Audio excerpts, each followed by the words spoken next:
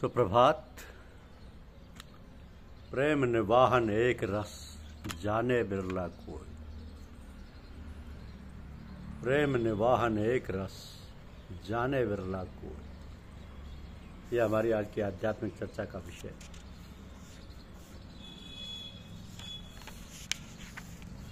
भगवान बुद्ध अपने एक किसान भक्त की प्रार्थना स्वीकार कर उसके गांव पहुंचे। किसान ने उनके प्रवचन का आयोजन किया। अचानक किसान का बैल बीमार हो गया। किसान ये जानता था कि यदि बैल को तुरंत चिकित्सक को नहीं दिखाया गया तो उसके प्राण नहीं बचाए जा सकते। इसलिए वह प्रवचन में ना जाकर बैल को लेकर चिकित्सक के पास चला गया। गांव के कुछ लोगों ने भगवान बुद्ध से कहा कि यह किसान कितना स्वार्थी है। आपके प्रवचन का आयोजन कर स्वयं यथार्थ स्वार्थ के वशीभूत होकर प्रवचन में नहीं आया। भगवान बुद्ध ने कहा, किसान ने प्रवचन सुनने की जगह कर्म को महत्व देकर सिद्ध कर दिया है कि वो मेरी शिक्षा ठीक ढंग से समझ गया है। मेरे प्रवचन का सार यही है कि विवेक से काम लो। कौन सा कार्य पहले किया जाना जरूरी है।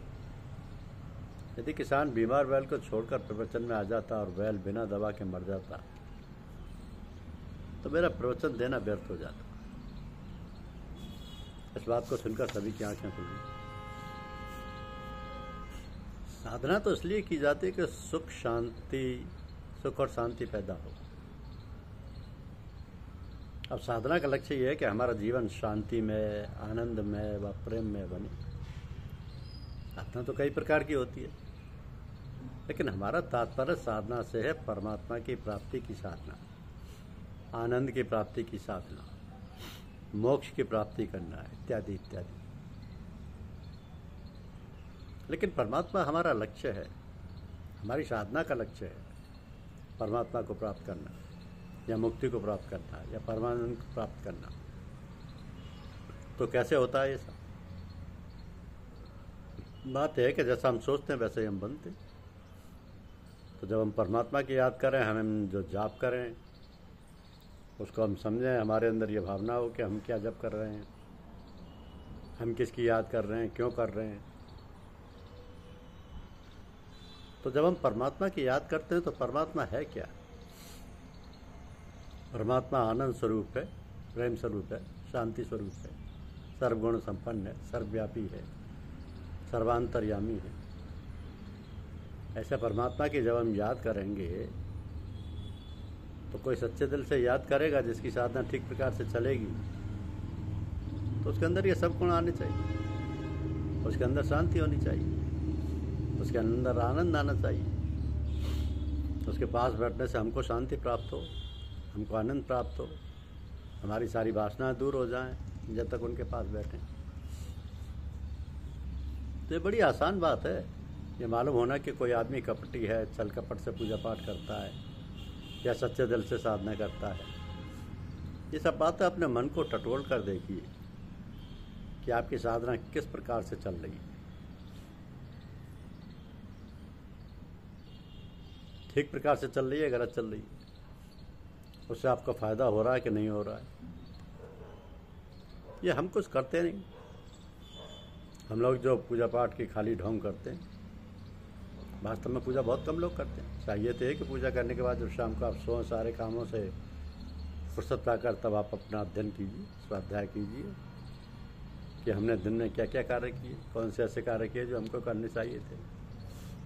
तो ऐसे कार्यों के लिए भगवान से क्षमा मांगें जो हमने गलत कार्य किए। ये प्रार्थना करें कि हमको ऐसी बुद्धि दो, ऐसी शक्ति दो कि भविष्य हम ऐसे कर्म ना करें, और जो अच्छे कार्य किए हैं उनके लिए भगवान का धन्यवाद करें कि सब आपकी कृपा से हुई। लोग अक्सर पूछा करते हैं कि हम क्या करें। पूजा का सबसे सरल उपाय यह है कि अपने सारे कर्म, अपनी सारी धन दौलत, लड़के बच्चे, घर गृहस्थी, नौकरी चाकरी सब भगवान का समझ के भगवान के लिए किए जाएं। ये कहना तो सहज है, लेकिन सच्चा जी कहा करते थे ना कि झुट्टल खेले सच्चल हो, सच्चल खेले बिरला। तो ऐसी भावना बनाते बनाते एक दिन ऐसा आएगा कि हमारे अंदर सच्ची भावना पैदा हो जाएगी और हम सच्चे बन जाएंगे, सच्चे भक्त बन जाएंगे। सच्चे ज्ञानी बन जाएंगे, सच्चे इंसान बन जाएंगे। भगवान के जितने सारे गुण हैं हमारे अंदर आ जाएंगे। लेकिन हमारी साधना सच्ची हो, प्रेम पूर्वक हो, सतत हो, निरंतर हो, लगातार हो। ये नहीं कि कुछ दिन किया फिर बंद कर दिया और चुप लगा गए। लगातार हो, प्रेम पूर्वक हो और किसी महात्मा के सानिध्य में हो। इसलिए गुरु किया जाता है कि उसके संरक्षण में, उसकी देख रेख में, उसकी आज्ञा अनुसार, उसके कहे अनुसार हम सब काम करें। ये कोई कठिन बात नहीं है, लेकिन लोग बहुत कम करते, कहते बहुत ज़्यादा। तो ये हम सब लोगों के नित्य प्रति, कभी कभी नहीं, नित्य प्रति रोज सोते वक्त अपना स्वाध्याय करना चाहिए। किताबों का नहीं, अपना स्वाध्याय कि हमने क्या क्या काम किए, क्या नहीं करना चाहिए था और क्यों करना चाहिए था, वो सब भगवान को समर्पित कर दें। कहा है ना कि पूजा जप तप नेम व्रत सब ही से होए, प्रेम निवाहन एक रस जाने बिरला को। तो आज हमारे पास धन दौलत है, लड़के बच्चे हैं, कुटुंब में और गांव बस्ती में सब जगह हमारा मान सम्मान है। हम भगवान को खूब धन्यवाद करते हैं, बड़ी दया कृपा है आपकी। लेकिन जरा कहीं झटका लग गया, कहीं कोई बीमारी आ गई, कोई डियर मर गया, तो भगवान को हम गाली देते हैं। कहते हैं हमने क्या बिगाड़ा था तुम्हारा, हमारा लड़का छीन लिया, हमारा पति छीन लिया, हमारी बीवी छीन ली, हमारे यहाँ चोरी करवा दी। ये प्रेम है?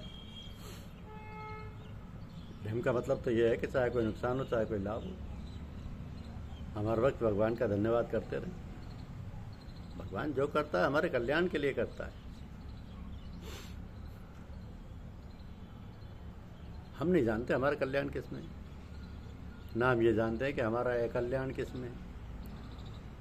तो भगवान तो जानता है, वो तो सर्वशक्तिमान है, सर्वज्ञ है। वो जो कुछ करता है, जिन परिस्थितियों में रख रहा है, जो परिस्थितियां हमारे सामने आती हैं, उनको भगवान की दया कृपा समझ के उनको ग्रहण करना चाहिए और उसमें अपने को प्रसन्न रखने का मन बनाना चाहिए। तो कितनी साधारण पूजा है, कैसी सरल पूजा है, कैसी सरल चिकित्सा है मन को शुद्ध करने के लिए, हृदय को शुद्ध और साफ बनाने के लिए। मगर हम करते कहाँ हैं? जो लोग अब पूजा में इकट्ठे होते हैं बड़ा आनंद लेते हैं, खूब बढ़िया खाने को मिलता है, अच्छे अच्छे गाने व अच्छे अच्छे प्रवचन सुनने को मिलते हैं, और जब यहाँ से जाते हैं सब भूल जाते हैं, सब भूल जाते हैं। कहते हैं हमारा तो तन मन भी अशुद्ध है, तन भी बीमारी से ग्रसित है। तो गुरुजनों के लिए प्रार्थना करें कि भगवान दया कृपा करें। गुरुजनों से प्रार्थना कीजिए कि हमारा मन शुद्ध हो, पवित्र हो, हमारे मन के अंदर भक्ति आए, ज्ञान पैदा हो, हमारे अंदर जो अशुद्धता है, जो बीमारियां, वो सब दूर हों, और हम गुरुदेव की याद में सर्वत्र लगे रहें। अपने पवित्र स्वच्छ साफ मन से जो कुछ भी करते हैं ईश्वर को समर्पित करते रहें और गुरुदेव का ध्यान करते रहें। धन्यवाद। वीडियो को लाइक और सब्सक्राइब अवश्य कीजिए। शुक्रिया।